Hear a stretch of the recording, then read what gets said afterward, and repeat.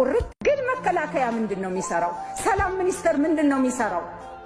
መንግስት ምንድነው የሚሰራው? በህገ መንግስት የተሰጠው እኮ የመንግስት ስልጣን የህዝቡን ልማት እድገት ብልጽግና ምናምን ከህዝብ ደህንነት በኋላ ነው የሚመጣ። ለመሬቱ አይደለም እኮ ብልጽግና ለህዝብ ነው። ህዝብ ደግሞ ሲኖር ነው መጀመሪያ ወጥቶ መግባት ሲችል።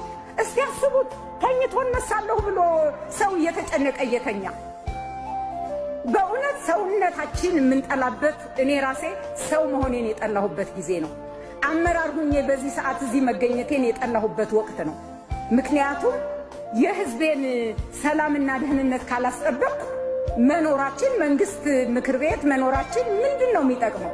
ስለዚህ በዚህ መንገድ አስበን እንደ ምክር ቤትም ቁርጥ ያለ አቋም ይዘን መንግስትን እርምጃ እኛ ገብተን እሱን ልንወስድ አንችልም። ኃላፊነታችን የኛ ስላልሆነ አሁን ራሱ በየአካባቢው ከዚህ ከወር ከሁለት ወር በፊት የነበረ ችግር የሞቱት ሞተው አለፉ። በቃ በማይሆን በሚያሳዝን ሁኔታ ያሉት ደግሞ እየተጨነቁ እኮ ነው። አሁንም ፍርሃት አለን፣ አሁንም ስጋት አለን እያሉ እኮ ነው። ስለዚህ የህዝብን ደህንነት እማናረጋግጥ ከሆነ መኖራችንም ምንም ፋይዳ የለውም።